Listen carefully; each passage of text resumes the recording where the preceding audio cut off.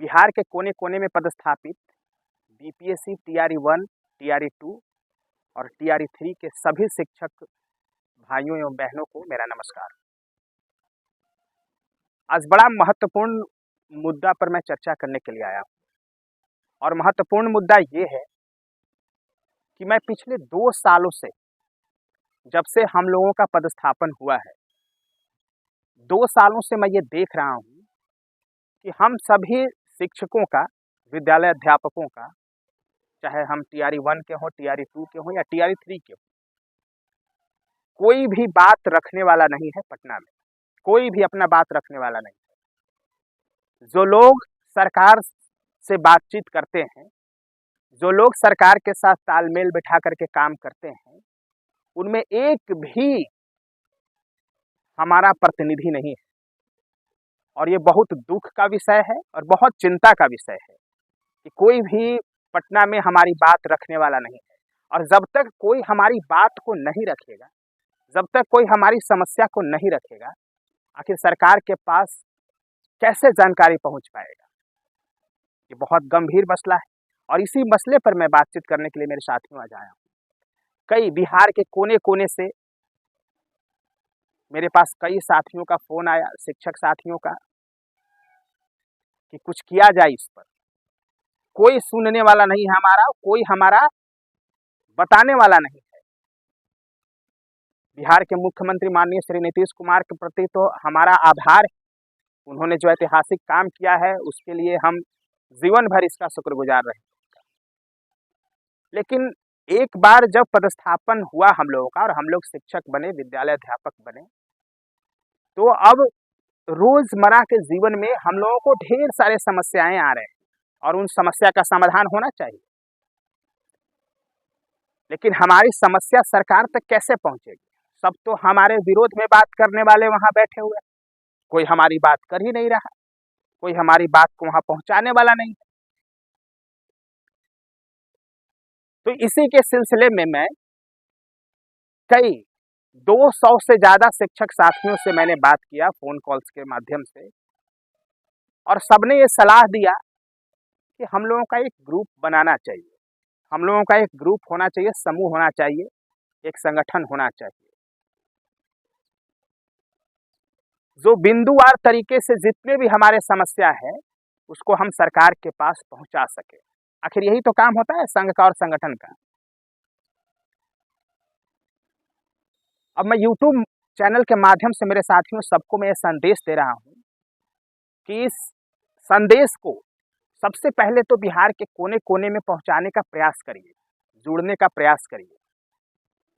और मेरा पहले वाला जो मोबाइल नंबर था 9015181136, वो बंद हो गया है कुछ कारणवश, और जो नया नंबर है 7091212666, वो मैंने रखा है अपने शिक्षक साथियों के लिए। और इस YouTube चैनल के डिस्क्रिप्शन में भी आपको नंबर मिल जाएगा। तो सब लोग जरा राय सलाह करिए, मुझे सलाह दें कि आखिर क्या करें हम। क्या ऐसे ही बैठे बैठे अपने खिलाफ हो रहे सारे षड्यंत्रों को सहें, या फिर कुछ सकारात्मक काम करें? मेरा विचार सिर्फ एक ही है कि हम जितने भी टीआरई 1, टीआरई 2, टीआरई 3 के पदस्थापित शिक्षक हैं, उन सबको रोजमर्रा के जीवन में ढेर सारे समस्या आ रहा है। स्कूल में समस्या आ रहा है, प्रखंड में समस्या आ रहा है, जिला में समस्या आ रहा है। तो क्या उन समस्याओं का समाधान नहीं होना चाहिए? क्या वो तर्क संगत और नियम संगत,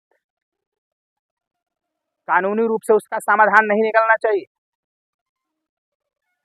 इसी के सिलसिले में मैं सोच रहा हूं कि अगले 10-15 दिनों तक सभी बिहार के कोने कोने में अपने शिक्षक साथियों से चर्चा करूं, बातचीत करूं, और फिर आगे की रणनीति पर विचार करूं कि आखिर क्या करना चाहिए हम लोगों को। तो आप लोगों से मेरा निवेदन है कि अपनी बात को मजबूती से सरकार के समक्ष रखने के लिए अपने शिक्षक साथियों पर हो रहे कुछ गलत प्रशासनिक जो आरोप हैं प्रशासनिक कुछ क्रियाकलाप हैं जिससे हमारे शिक्षक साथी प्रभावित हो रहे हैं। कई ऐसे फ़ोन कॉल्स आए मेरे पास। तो इन सबों से निपटने के लिए और सरकार के साथ मिल करके तालमेल बिठा करके आगे बढ़ने के लिए हम लोगों को ज़रूर कुछ न कुछ संघ संगठन होना चाहिए। और पटना में ऑलरेडी जो संघ और संगठन चल रहा है वो सब हमारे खिलाफ है, ये तो बात है। तो इस पर सोच समझ करके ज़रा अपनी राय कमेंट बॉक्स में दीजिएगा कि क्या करें, बढ़ा जाए। अगर सबका विचार होगा तो एकदम बढ़ेंगे मजबूती से। जैसे इस बहाली के पहले जो हम लोगों ने जो आंदोलन और संघर्ष किया, उसमें सब कुछ हमने अपने जीवन को दांव पे लगा करके संघर्ष किया और हम लोग सफल भी हुए। इसके लिए हमें खुशी है कि लाखों, लगभग 2.5 से 3 लाख शिक्षकों को इससे न्याय मिला। और पता नहीं पुलिस की कितनी लाठियां खाई हमने, जेल गए, कितना संघर्ष किया। तो सोच विचार करके ये बताने का कष्ट करें कि आखिर क्या किया जाए, बढ़ा जाए, कुछ किया जाए। यही अगले 15 दिनों तक मैं चर्चा करूंगा। अगर चर्चा सकारात्मक रहा, सब लोगों का सहयोग मिला, तो बिल्कुल हम बढ़ेंगे और जो भी अपने शिक्षकों के हित में, विद्यालय अध्यापकों के हित में करना होगा वो हम करेंगे। तो इन्हीं शब्दों के साथ मैं अपनी वाणी को विराम देता हूँ। जय हिंद साथी।